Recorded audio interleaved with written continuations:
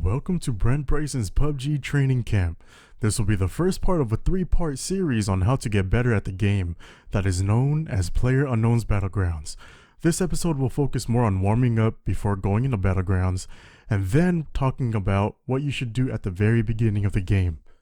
Warning: this video is intended for those who are new to PUBG, those returning to PUBG, and those who find it difficult to win.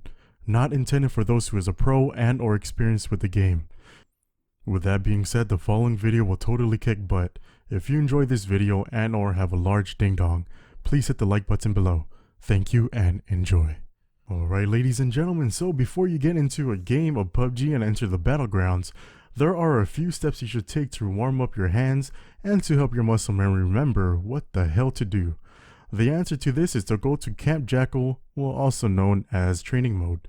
Think of PUBG like working out, for an instance. You can't go to the gym and instantly start benching 325 pounds off the rip. What do you have to do first before actually working out? That's right, ladies and gentlemen, you have to stretch and warm up them muscles. It's the same concept for PUBG. You can't expect to just go into your first game thinking you'll drop double-digit kills. It's a process. Make sure to go to the training mode grounds to practice your recoil sprays and sniper rifle shots from far. I personally used a barrel with only an extended mag and a red dot attached, and with an extra 3 and a 4x on standby, and just start spraying at the other people in Camp Jackal. This helps me feel comfortable handling the barrel, and as well as helps me in the Battlegrounds. Especially if my barrel is fully stacked at that time in the Battlegrounds, I can freaking laser people once I get the hang of the recoil compensation. So that's why I go to training grounds, or boot camp, or not boot camp, but Camp Jackal. Now that you're all warmed up, you're ready to hop on that plane, dive down to your demise. The chicken dinner. Dive down to get the chicken dinner. So basically, there are 3 types of ways to drop from the plane, and these are the following ways people drop: the cold drop, the medium warm drop, and finally the hot drop. So let's talk about the cold drop first. What the cold drop means is going as far away from the flight path as possible. This method will ensure you that you will survive the initial drop of the plane, but at the same time you will not see any action until mid-game. The cold drop is meant for people who like to survive, and surviving is their only main goal of the game. They don't care about how many kills they can get. They care about getting looted up first before engaging in any violent activity. If you ever do a cold drop, the only thing you might have to worry about is finding a vehicle to get to zone if you are away from zone, or like I said before, if you're already in zone, loot to your heart's content, but at the same time look at the other parachuters that's around you, see where they land, and keep an eye out of that general area.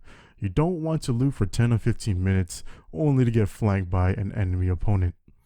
Now we're going to talk about the medium warm drops. I think this type of drop is the best for people who are comfortable with gunfights, but at the same time doesn't want to deal with 6+ people at the same time.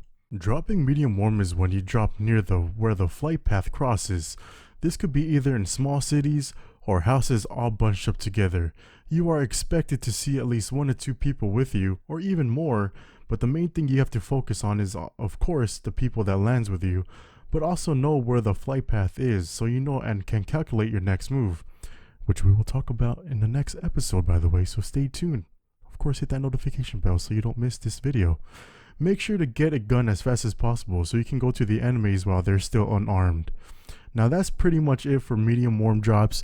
Of course, you have to pick up a gun and armor as fast as possible so you can kill them, but you only have to focus on 1 of 3, I would say, people for a medium warm drop. Now, to be honest, I already have an in-depth tips and tricks video on how to hot drop already made. Everything I say in that video is the same for today's video. So to keep this video short and simple, I'm just going to put a card on the top right corner for you to click if you want an in-depth tips and tricks video on how to hot drop. But the main factors I have on that video, just to summarize, is to make sure you prioritize a gun first. Pick up a gun and a box of ammo, reload that gun, and shoot the enemies that are close by, and then you can pick up everything else after you are safe for a split second. Alright, ladies and gentlemen, I know this first part isn't the most interesting, but of course in Brent Bryson's training camp, we have to talk about the basics first before we get to the more advanced and juicy part. So next video we'll be talking about solely about the mid-game part of PUBG and some tips and tricks on what to do during the mid-game. So expect another video in a couple days, and I'll catch you guys on the next episode of Brent Bryson's training camp. Medium drops, or mid-game. Okay. Mwah. La la la la la la la la la.